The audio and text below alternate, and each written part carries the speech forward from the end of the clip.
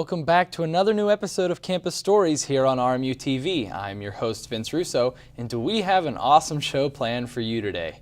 Today we have invited in 2 of the 30 men responsible for bringing a fraternity back to Robert Morris University's campus after over 20 years of absence. Please welcome these founders of Delta Tau Delta Zeta Mu Crescent Colony, President Michael Smith and Nick, how would you pronounce it again? Plancinis. Plancinis. Thank you guys for joining us today. So, Mike, I'm going to start with you. What was your whole vision in starting this whole project? I think more than anything else, I wanted to start a fraternity that kind of defied the stereotypes. Everyone's seen Animal House, everyone's seen Van Wilder, the American Pie movies. We didn't want to be that. Not to say that any other fraternities on campus are, but we wanted to really spell that out to our potential recruits. Out of our 30 men, I don't believe that any of us came to Robert Morris expecting to be Greek. So I think that's really a testament to the fact that we've kind of succeeded in that.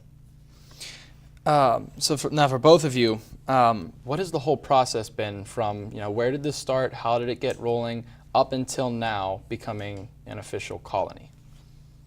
Okay. So originally, I think it started more out as friends of friends and more along the lines of referrals. They knew this person, and then they began to talk to people about the fraternity, and the word got around a little bit. And we started to look at people who had better qualities and better academics, and people who we thought better embodied the morals of our fraternity and the fraternity that we wanted us to be. And we started to pick out members who we thought would be excellent and who could excel and commit to a life of excellence. And from that, we eventually now have 30 brothers, and we've all taken the pledge of Delta Tau Delta, and there we are today. Anything you'd like to add to that, Mike? I think most importantly, we just wanted to find men who didn't want a fraternity to take over their lives. A lot of groups that I've seen on other campuses kind of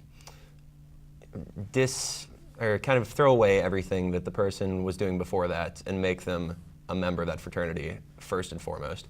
I think that what we really wanted to do was complement people's campus lives. So if someone has to skip a meeting for a test or for an important work event or to visit their family, that's something that we're okay with, because it's important that you're adult, but it's more important that you are a friend to your friends and a participating member in your family and your community. So you said you have 30 members so far? Yes, sir. Mm-hmm. And they are all officially in the group? Yes. And what number is kind of your goal number? Where do you see yourselves as, where's the number that you say, okay, now we're good? I don't really think there's a maximum. I think as long as we have quality men who are cohesive with our group, we'll be happy to hit 100 to 200, but I think a more realistic goal is maybe 40, 45 by the end of the semester. Talk about some of the requirements. What does it take to become a DELT? Our Director of Academic Affairs can start you off there. So one of the minimum requirements that we ask our members is that they hold a 2.8 GPA throughout their time at RMU.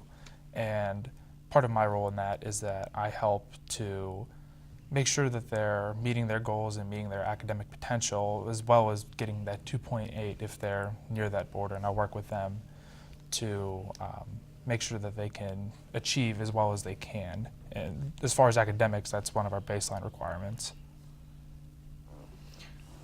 What about as far as a personality, things like that? What kind of things do you look for in a DELT?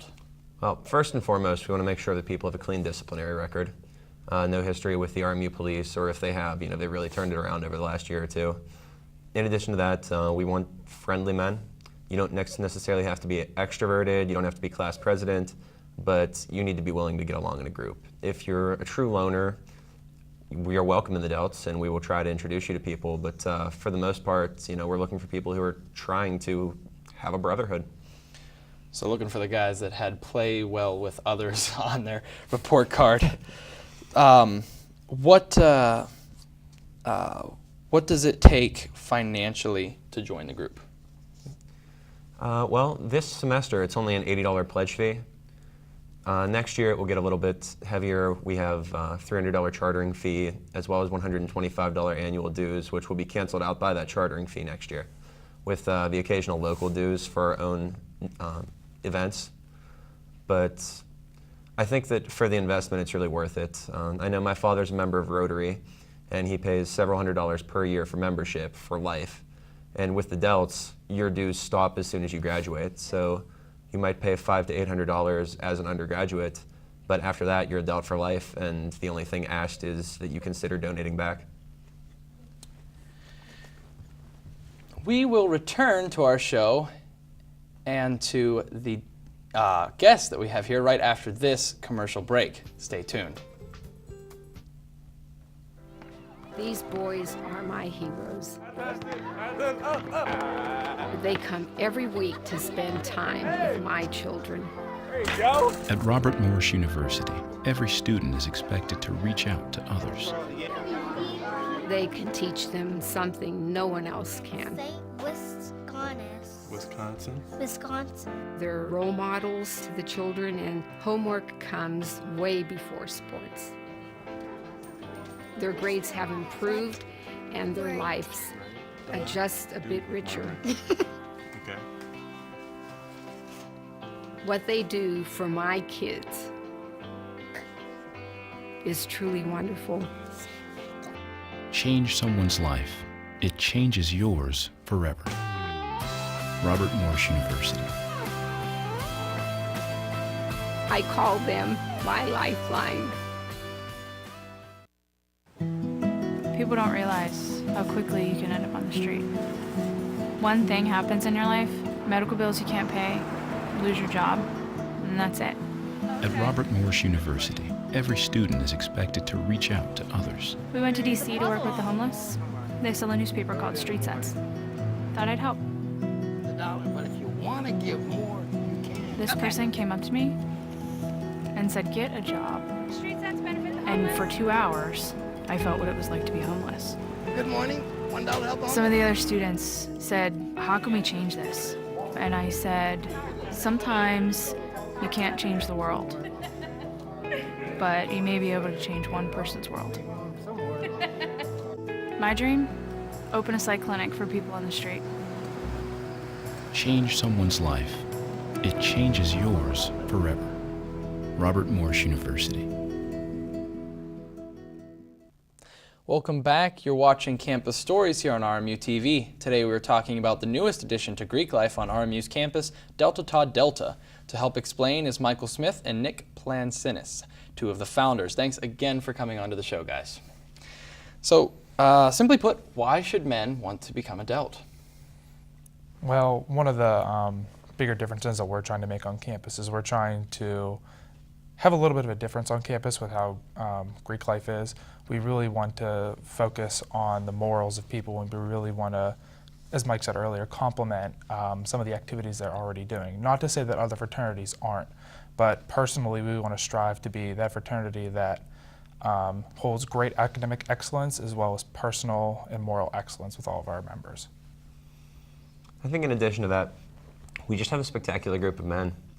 Even at our chapter meetings, which are dry and boring because that's where we address all the formal business. I mean, we just have an excellent dynamic. I think that we have weekly dinners where any man is welcome to come Tuesday and Thursday at 5 p.m. in the cafeteria, and we just have people show up and instantly start getting along with our men. I think it's really a testament to the type of men who decided to join our group already, and hopefully we can continue that in the future. Now you talked about how right now it's $80. The investment throughout the 4 years would be about $500 to $800. How can financially challenged students afford to be involved with Greek life? Well, I think first of all, we are a fundraiser-friendly group. We won't have group fundraisers for individual dues because that'll cause conflict for people who didn't attend the event, similar things like that. But during each summer, we're going to have several fundraising opportunities that our men can partake in individually. Such as selling smart cards, maybe sheets, coupon booklets, something along those lines, just to kind of cover their own dues. And we feel that it's justified because as a fraternity, we are a professional development and leadership-oriented, community-based group. So It's almost like fundraising for being a member of the Lions Club or for being a member of, Big Brothers Big Sisters. We're just trying to fill that void here on campus of a large group of men just willing to help everyone that they possibly can. Tell me a little bit about some of the values, priorities of the group, and your trip, or but the history of the group, and your trip down to Bethany. I understood you guys went down and took a trip to Bethany College to see the house, the founding house of where the fraternity actually started. So tell me a little bit about the history and that trip. Okay, you want to do the history? I'll do the trip. Okay, so our colony started with 8 members in 1858, where they wanted to challenge the status quo on campus, and they decided to form the fraternity, which is now known as Delta Tau Delta. And there have been there are about 160,000 members currently part of that now, and continue to grow. And I think we're around 150 chapters and growing currently. That's a little bit of the history. Yeah, and our primary values are truth, courage, faith, and power. Things that we hope to embody, being honest to ourselves and those around us, being faithful, being courageous, not afraid to challenge the status quo, and also just, power, like becoming an influence, being capable of changing things. As for our trip, we had 5 men go to the Eastern Division Conference, which was coincidentally right up the street this year. Part of that was a pilgrimage to Bethany College. Not many fraternities or sororities still have their founder's house active. Ours has been renovated, and it's absolutely beautiful. And the 5 of us got to stand together alone in the room where this all started, where the initial Constitution was signed by the 8 men. And it was definitely a goosebump moment.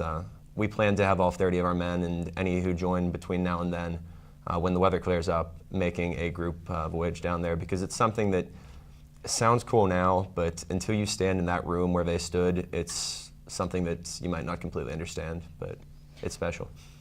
And you said you went to an Eastern Division conference. What sort of things go on at a conference that's different than, say, a chapter meeting or just regional type thing in your own campus?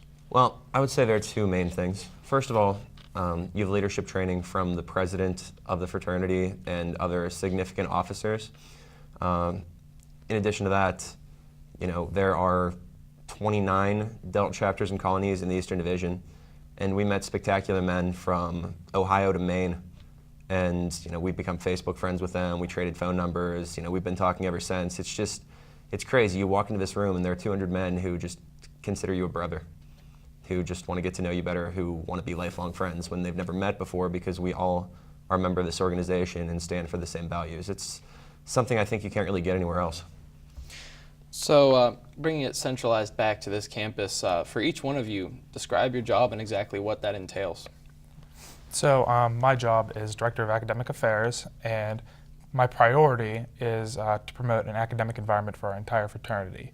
Part of that also being making sure our members maintain their 2.8 minimum for the fraternity, and also making sure anyone who is near that 2.8 gets the appropriate resources that they need to excel academically and not be near potential suspension or, unfortunately, expulsion from the fraternity if something academically were to happen. But we work with our men very frequently, and we try to make sure that they excel as well as they can academically at all times. And helping Nick with that is the fabulous Julianne Michaelenko, the communications professor here on campus, who graciously agreed to be our faculty advisor, so that's also spectacular. As the president, I'm kind of the figurehead. I mean, I do a ton of work behind the scenes, but for the most part, I'm the guy leading the events, holding the microphone, something I wasn't really used to before this year, so it's a pleasant change, but I'm getting used to it as I'm thrust into it. Aside from that, I think it's just, trying to be a leader, trying to motivate everyone, trying to keep people energized, and get through this rough starting patch to becoming a force here on campus. Well, we have to run to a quick commercial break, but don't go anywhere. We'll be right back with these guys, so stick around.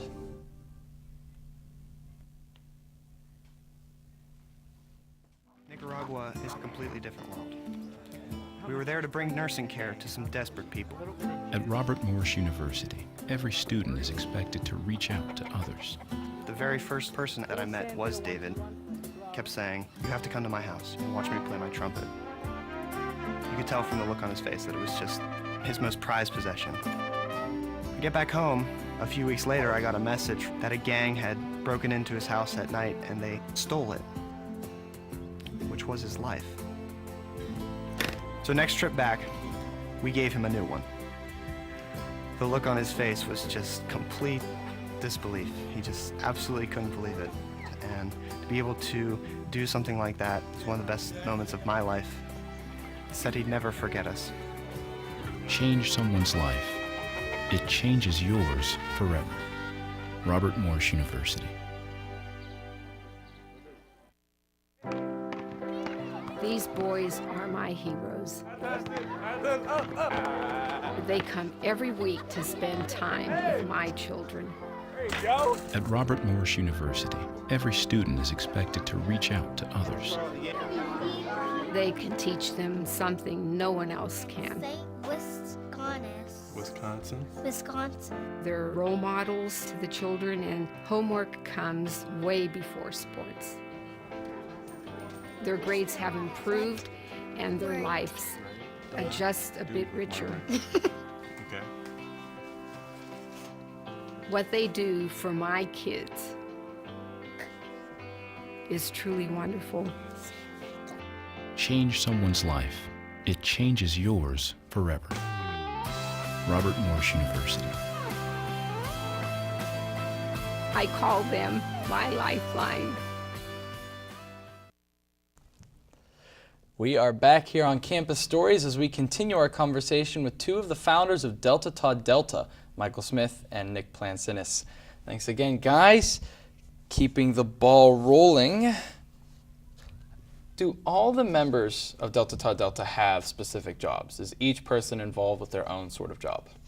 Yeah, so a vast majority of our members all are at least part of the administrative board, executive board, or on some form of committee where they can help do whatever job that they really want to and make sure the fraternity is striving in every single category.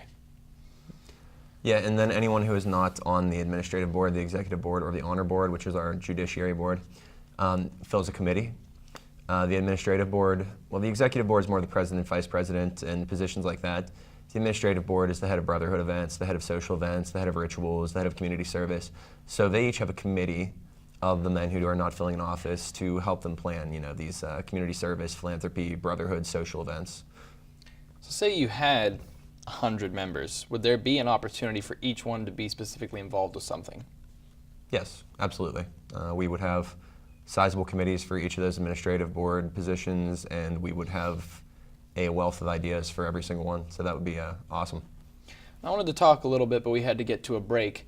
As far as the sanctions or penalties or suspensions, whatever you want to call it, you talked about not making the grade, and I would even go so far as to say, what if someone had something disciplinary? What kind of penalties does someone face in this kind of organization? Well, as far as my role as Director of Academic Affairs, if someone falls below the GPA requirements, part of that is they'll have to meet with me, and they'll also probably meet with Mrs. Michelangelo, and we'll go over strategies as to figure out how can we improve your grade, maybe what happened and why did you drop below, was there an incident in the family, or are there outside circumstances that need dealt with, or maybe the individual isn't studying or not doing their homework and we just need to figure out a plan of action for that. As far as my role, that's what that is. And then on the other side of that, our honor board handles discipline for, legal infractions. If someone's caught drinking underage, if someone's caught publicly intoxicated, if someone's busted with drugs, the honor board handles that and decides whether or not that person will receive a monetary fine, some other form of in-house punishment, or a potential suspension or expulsion, depending on the severity of the crime. Now, for being a fraternity that was off campus for so long, what's the alumni support like for a community and a fraternity that was off campus for such a long time? Well, I'm also the alumni relations chairman, so I'll take that one. It's spectacular. Every single year at homecoming since we lost our chapter in 1993, every single alumni in the area has come to homecoming and run a tailgate. The Delt alumni tailgates have been almost as busy and populated as some of the undergraduate fraternity tailgates. Every single chapter meeting, we have between 3 and 10 alumni in attendance. It's been pretty spectacular, the amount of supports. In addition, we have this program called The Road, where we supplement college education with things such as how to change a tire, how to balance a checkbook, how to get a mortgage, and we're going to have our alumni helping with that since it's things that they've experienced on their own. In addition, we might even be able to possibly get jobs, have career networking through these alumni because they're mostly significant employees in local Fortune 500 companies. So. What is the impact of having this large alumni base, especially when trying to get this kind of organization off the ground? Absolutely, it's a spectacular thing to have. We know that with a large alumni base, it is help financially if we would need it. We know that they have been generous and they will continue to be if that is the case. Also just support-wise, it's very nice to know that we have former Delts who have gone through the ceremonies, they understand the concept of brotherhood, that they know if something's wrong with our fraternity and needs fixed, that they would step in to help us with that. And it's also because they care about it. And we see them and they're always wearing their letters, they're always wearing purple or something to show that they still care about the fraternity and really want to be an impact. And that really makes us feel good, and it makes you feel a little bit more secure about the fraternity that you're in. I think that was an additional thing. At the Eastern Division Conference, I said there were 200 Delt brothers. I think only 130, 140 of them were undergraduates. The other 60 and 70 were alumni who just attend every single year because they still want to be a part of it. So. And what about the wisdom that they probably share? What kind of experiences as former fraternity men and still members of the Delts, what do they contribute as far as their wisdom and experience? I think it's twofold. I think they can really teach us how to be better brothers, be more generous to each other, be selfless. At the same time, some of them are from the 60s and 70s when Greek life in America was Animal House. So a lot of times they've just told us stories like, here's what you don't want to do, and it adds almost a comedic factor, but at the same time it's a cautionary tale. Who else has been supportive of you guys throughout your efforts so far? Pretty much everyone throughout campus. Scott Erlbacher, the head of Greek life, has been spectacular to work with this year. I wasn't overly involved on campus this year, and I tried this freshman year and it was unsuccessful and we'd almost given up. And I walked into John Walk's office at the start of this year and I said, John, I need to get involved on campus. And he said, bring back the Delts. There's a new head of Greek life, awesome guy, Scott Erlbacher. So John Walk's kind of been, guiding us from the start. Mr. Michaelenko, as well as his wife, our faculty advisor, have been absolutely spectacular. And just everyone else on campus who we've asked for advice or some form of support, all the little people. I mean, Nancy Thomas has been spectacular with last-minute, room requests and things like that we really needed to get done, where she could have said, I need a week, and she said, all right, we have 6 hours, let's make this happen. So, it's just been amazing. Everyone on campus has been very supportive, including the other fraternities and sororities, and it's been a very welcoming atmosphere, and we're happy to be here. Well, we will take a quick commercial break here on Campus Stories and return with our guests, so don't go anywhere.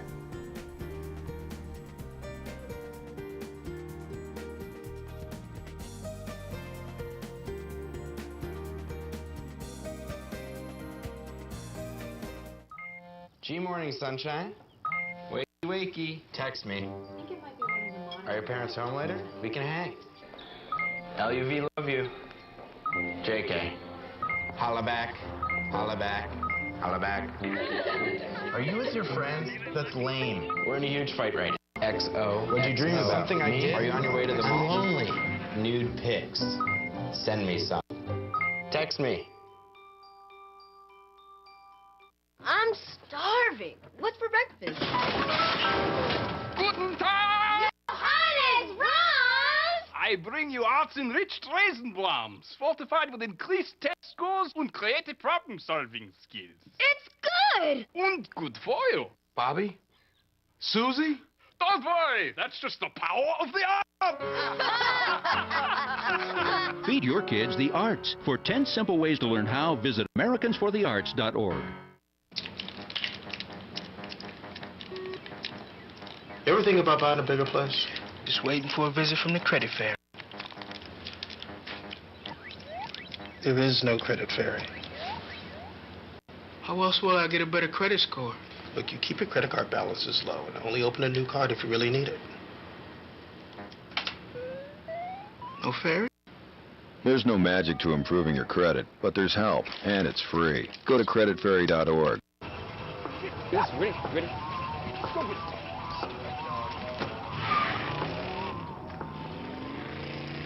Oh, come on, Randy. Animal shelter, here I come. And no, I'm not crazy or emotionally damaged. That's a stereotype. I just belong to a total loser. I'm a good dog. So if you want a pet, adopt. And if you see Randy, tell him he dropped his wallet.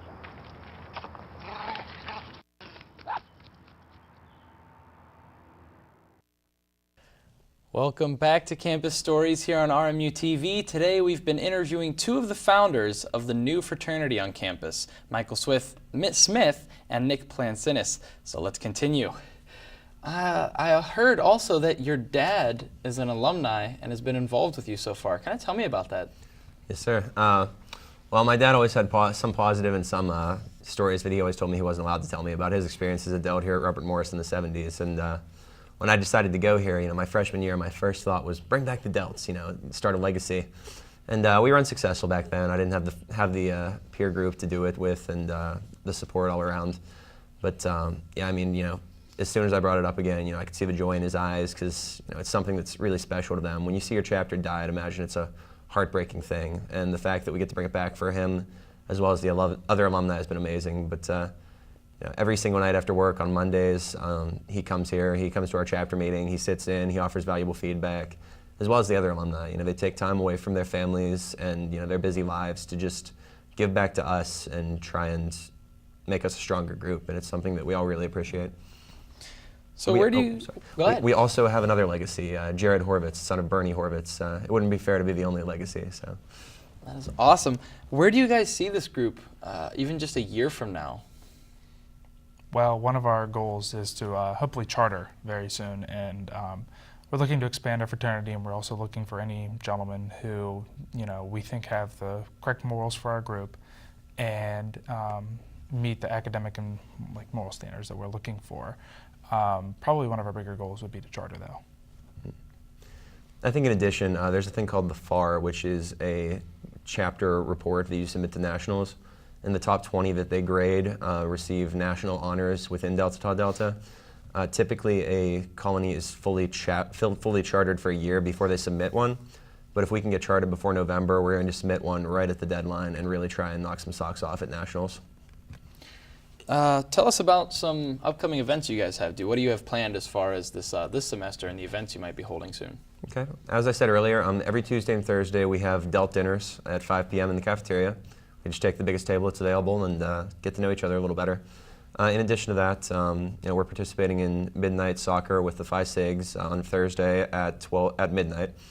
In addition to that, we're working on more mixers with our social chairman, some Brotherhood events. I think we have a Super Smash Brothers night and a Cards Against Humanity's night planned, so a lot of fun there. But at this point, we've been kind of doing the administrative work, so we don't have as much planned as we hope to in the future. We hope to reach a point where, every other night there's some Delta Tau Delta sponsored event that people can come to and, enrich their experience here on campus. And just in a few short words, when you look back on what you accomplished here and what the legacy that you started, what are just a few words that you think you'll be feeling when you leave? Without a doubt, I think one of the things that sticks out to me is pride. I'm very proud of the group of men that we have and just the morals that are in this group. I think I could tell my family about this and they would be absolutely as proud as I am. And anyone who would hear about this would be just as proud as I am. And in a few short words, Mike, you? I think it's the way that I've kind of defined myself here on campus. No one really knew me before this, and now I'm that guy who spearheaded bringing back Delta Tau Delta. So it's almost a little legacy. I'm a humble person, but I'm absolutely honored that the Delts in 10 years, will be carrying our original charter with all of our names on it to their events. Awesome. Well, that is all the time we have today here on Campus Stories. On behalf of our guests and our always awesome technical crew, I am your host, Vince Russo. We'll see you all again next week. Take care.